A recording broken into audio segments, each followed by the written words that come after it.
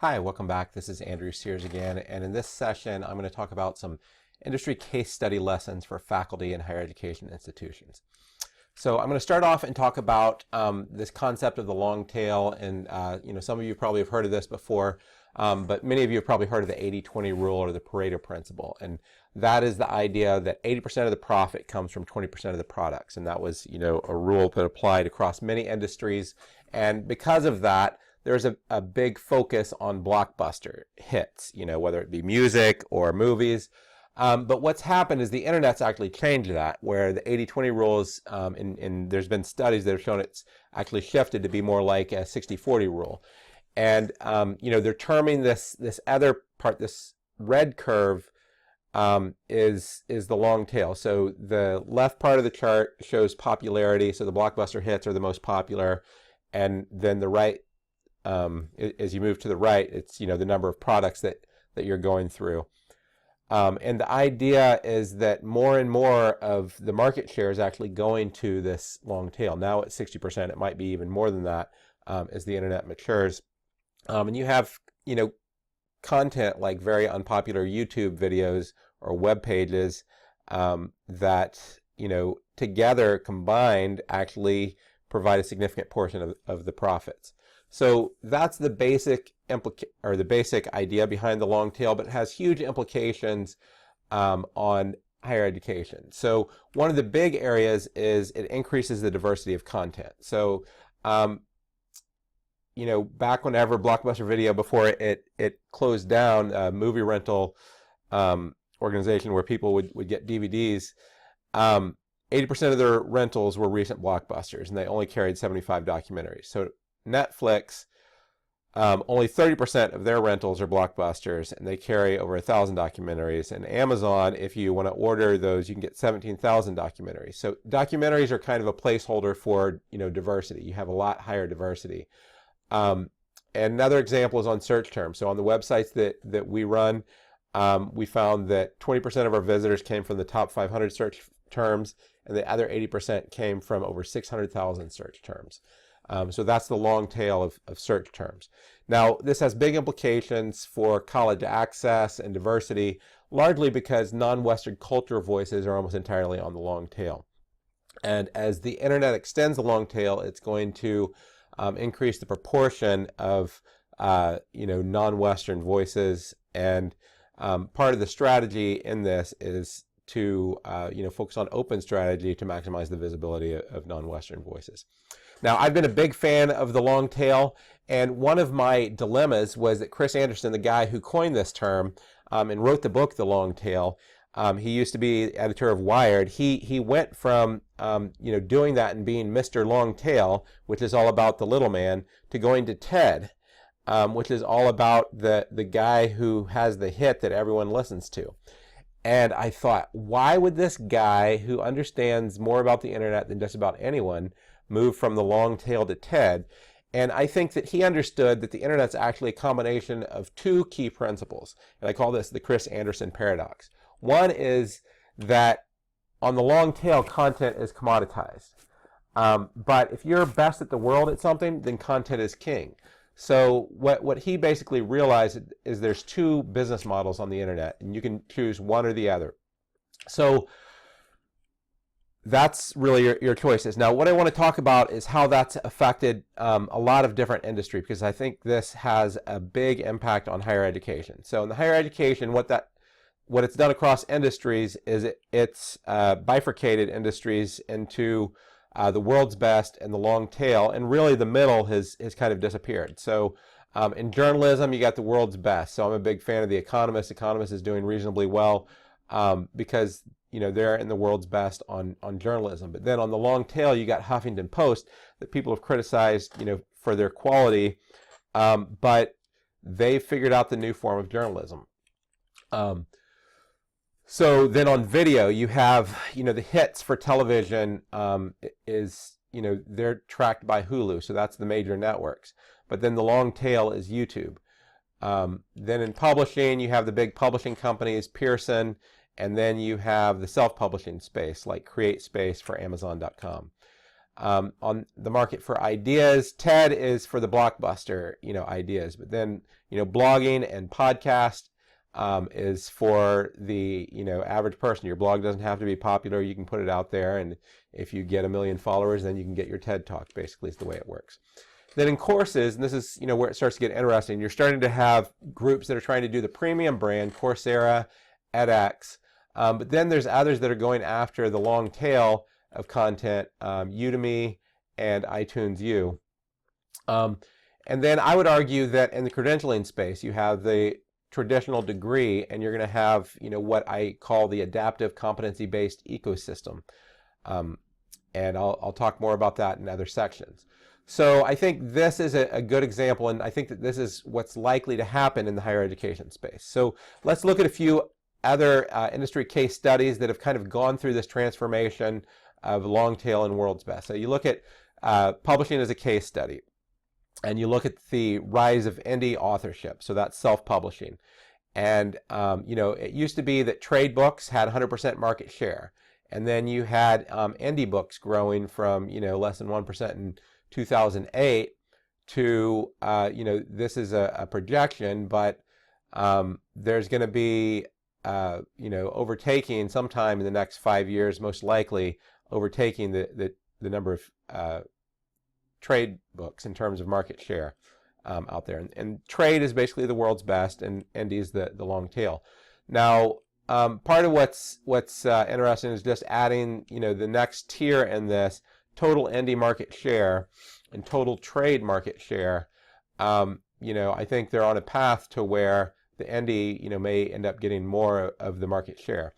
So a key question for higher education is, I would say, online education is more like this indie market. The traditional education is more like the trade publishing market. So as online education grows, and this is a chart that shows the growth of online education compared to overall education, number of enrollments, as it gains market share, will there be a similar shift that happened in the publishing industry? So that's one case study to look at in terms of an industry. Another one's journalism. So journalism is probably the most pessimistic case study you could have, or one of the most pessimistic. I guess travel agents is worse, but so you look at journalism and you see the advertising revenue, and it goes up and up and up until you get to around 2000, then it just falls off a cliff. And you get a little bit more from the online, but fundamentally the economics of the internet have changed. And that's, affected newspapers, and that's affected jobs. So journalism jobs are down 42% from their peak. And I think that, there's aspects of higher education that are likely to be similar to journalism. I think especially the market for faculty is going to be similar to journalism. The market for higher education institutions is going to be slightly different. I'll talk a little bit more about that. But just to show this graphically, this is out of the blog, Stratechery, if I'm saying that right. It used to be that there was a normalized curve of newspapers. You had the New York Times at the high end, and then you had really, trashy newspapers at the low end. And then, most cities in smaller cities just had newspapers in the middle. But what's changed is, instead of a normalized curve, you end up with a curve more like this, where you have the best in the world, high quality, and then you have the long tail aggregators. So that's another model to look at. Now, I think that there's lessons in there, and I think that it's likely to be that this is the way part of higher education is going to evolve. Now, there's a lot of talk around unbundling, and one of the things I want to talk about is the phases of unbundling. So the first phase of unbundling, and why did newspapers crash? Well, largely they crashed because the components of what they were providing, they were a bundle, and the components of what they were providing got unbundled. Especially the classifieds got unbundled through Craigslist, but weather got unbundled, sports got unbundled, individual news articles got unbundled. So the first stage is that there's these aggregators like Craigslist that are unbundling things. But the next stage, and this is a chart that was written by a venture capitalist or someone who's in the venture capitalist space, and they said, now Craigslist is being unbundled. So it just lists all the different companies out there, and obviously there's too many to look at on here, but you can look at each of the categories that's on Craigslist, and this is the categories for New York City, and you can see, there's people who want to find, housing, and you can go to Airbnb for that. There's people who want to get rides. You can use Lyft for that. There's people who want a babysitter. There's different websites for that. Just about every category on Craigslist, there's multiple companies that are trying to unbundle that. So I think that's likely to be what's going to happen in higher education. You have, MOOCs right now are trying to be the aggregators, and the other aggregators largely are devices through app stores. But I think that what you're going to see is you're going to see specialized, best-in-class unbundling. And good example of that is a lot of the top educational apps like Duolingo. That Duolingo, I think, in the end is probably going to invest over $100 million in their app, and they're probably going to get over 100 million users on their app, and it's going to be hard to compete with them in that space. So I think that that's likely the long term in education. So one of the key questions I've thought a lot about is the factors that affect susceptibility to disruption. And if you read the literature out there, and actually one of my friends from MIT, looked at this, and there's several key questions you look at. Is your industry going to be disrupted? So there's a question of, is there a technology core that could rapidly innovate? And I would say yes for online and digital education. But there's also a caveat that there may be limited market share. We'll have to see, how that turns. There's a question of how much is the industry regulated. Higher education's moderately regulated, so regulation, could keep some of this out. You can compare it, say, to the energy industry, the pharmaceuticals industry that's very regulated.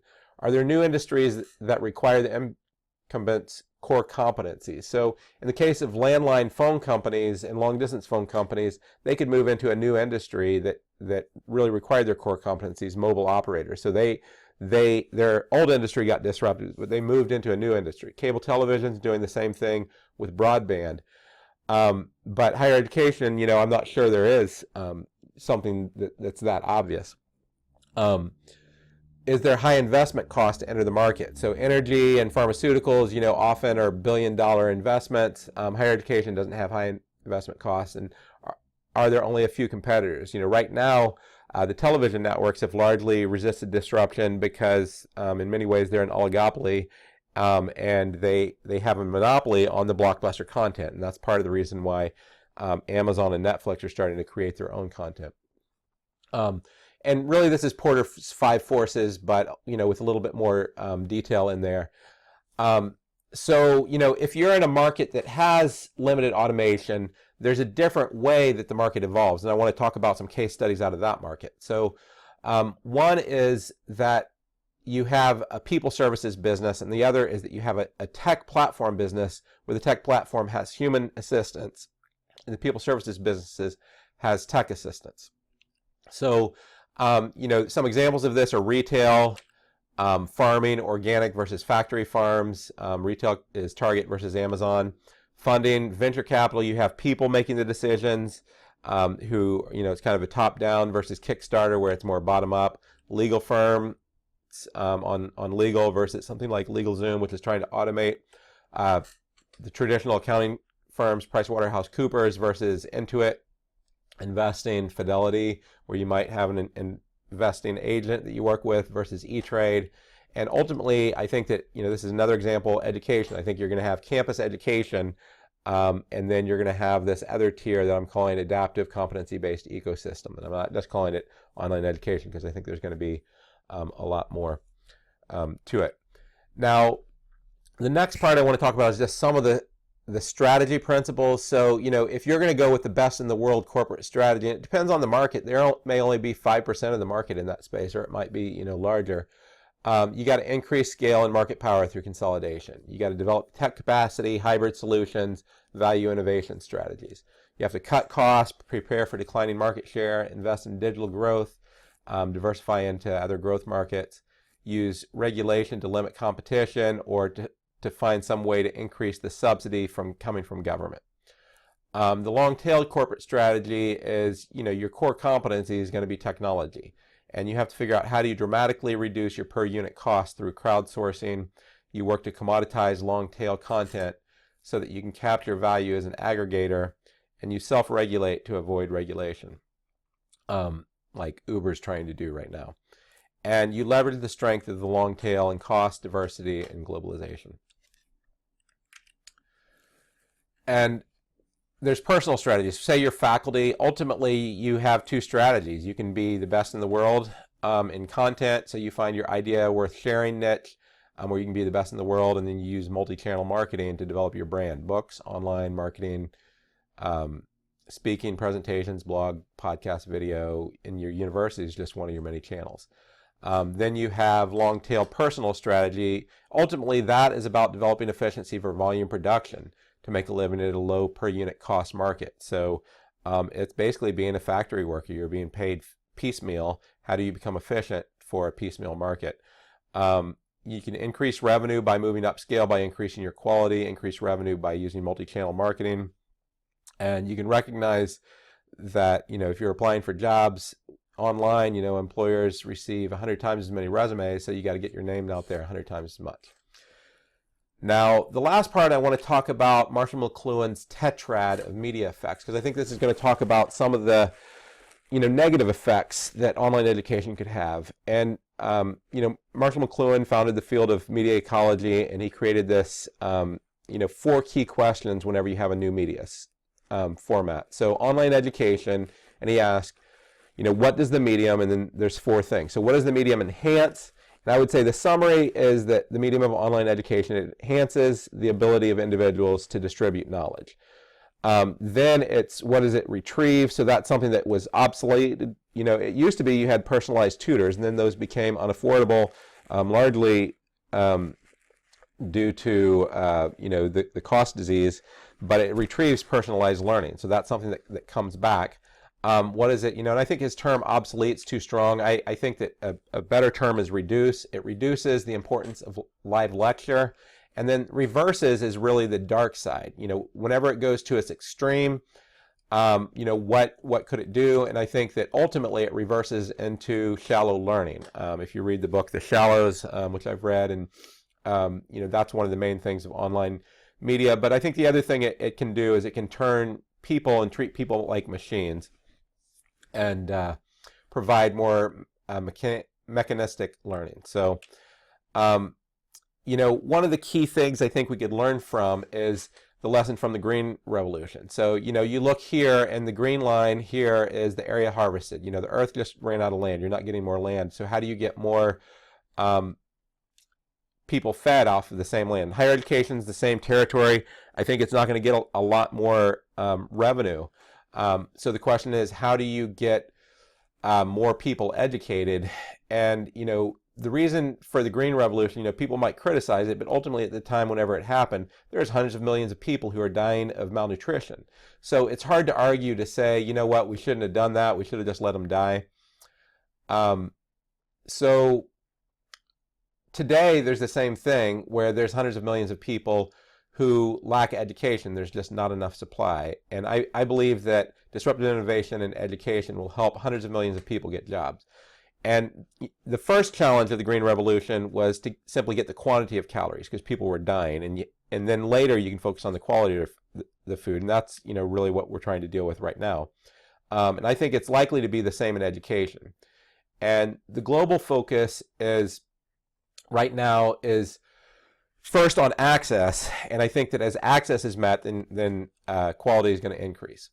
So, what are lessons you can learn from the Green Revolution? So you do have to focus on access, but I think that another thing you got to look at is this concept of media nutrition. And if we're creating lifelong learners, then the problem that we have moving forward is not just a challenge of the quality of education for the 4 years in college, but it's a problem of media nutrition across someone's lifetime. So Marshall McLuhan, he founded the field of media ecology, and he took that field, takes a macro view of media, and that makes sense in the era of mass media. But today, all media is personalized. So I believe what we need is a new field called media nutrition. And at City Vision, I developed a course, a master's course in media nutrition that I teach. And one of the key concepts is the idea of the media nutrition pyramid. And there, the foundation is in-person relationships. You got to focus on self-care, care for others. There's a big focus on mindfulness. And that's the equivalent of exercise today. So you need that. Then you need to have media for growth. So that's your personal growth, your education, your work, spiritual growth. And that's going to be your fresh fruit and vegetables. Then you're going to have neutral media. So, that's going to be some music, games, news, social media, and that's going to be the equivalent of your cheap empty calories. So bread, rice, potatoes, those largely are empty calories. And then you're going to have your dessert. So that's your empty entertainment. Everyone should have some entertainment, but it shouldn't be the main course. And that's the problem right now, is that we're essentially information obese or media obese because all we've been having is sugar. And, rather than just focusing on education, we need to focus on people's overall media nutrition. And ultimately, the other aspect of that is there's a lot of toxic or addictive media, and people need to focus on stopping that. So I think that's one of the shifts that we have to do. One of the other things that we have to do is to think about how do we avoid the equivalent of factory farming. This picture here is, showing acres of chickens, in a factory, right? And to a certain extent, there are aspects of education that already are like factory farming. We have large lecture halls. Students are, in many ways, our system was designed on the industrial system, and students really are widgets going on an assembly line. You move through one station, you go to the other, and part of what shifted, though, is faculty used to be, skilled workers, and now faculty are becoming de-skilled factory workers, and that's where, there's the bigger concern. But I think that this is something that's important to look at whenever you have these technology-based systems.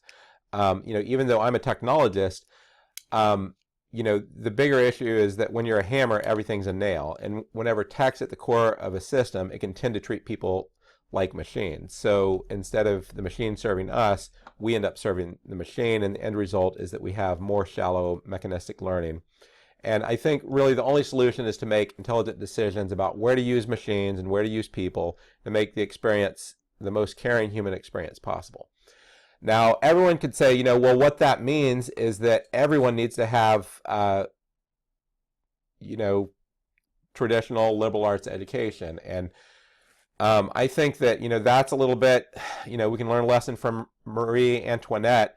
What about those who can't access higher education, where it's not affordable? You got 137 million new students happening in developing countries by 2025. You can't just say, well, let them all have traditional higher education. That would be the phrase today. And I think that, in the Green Revolution and in factory farming, people are saying, the solution is organic. Ultimately, that's not going to meet the needs of the poor, because organic's expensive. So you need to have something that scales up that can meet the needs of people who are low income. And ultimately, you can't serve the masses with the culture and requirements of the elite. So you need a new model that leverages automation. And ultimately, what you need is a green revolution education that combines nutrition and other things. So hopefully you found this helpful. Again, give me your comments.